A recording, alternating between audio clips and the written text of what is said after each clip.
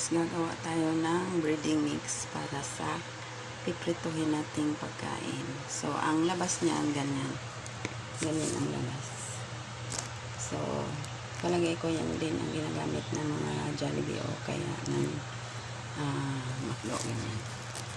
So, apat na klase to guys. So, ayan.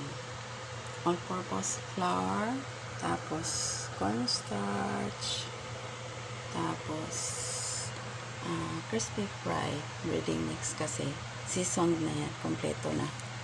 So, kompleto na yan, na lahat ng season nandun na. Tapos potato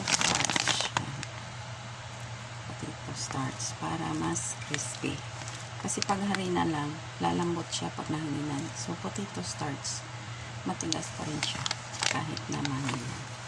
So, ang gamitin kong harina ay ito. Ayan. All-purpose flour na nabuksan na. Hindi muna natin yan buksan.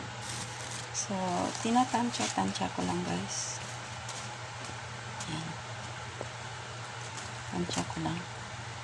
So, huwag masyadong madaming harina kasi baka lumambot ang ating breading mix.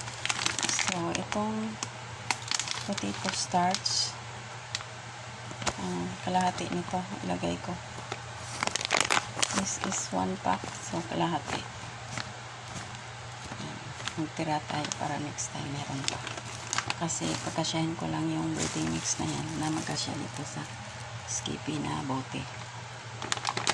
Tapos ito kalahati lang din. So ito ay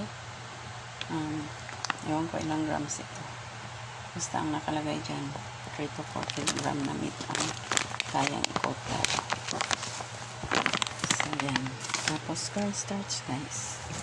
Ayan. So paghaluin mo lang, tapos yan na ang breading mix.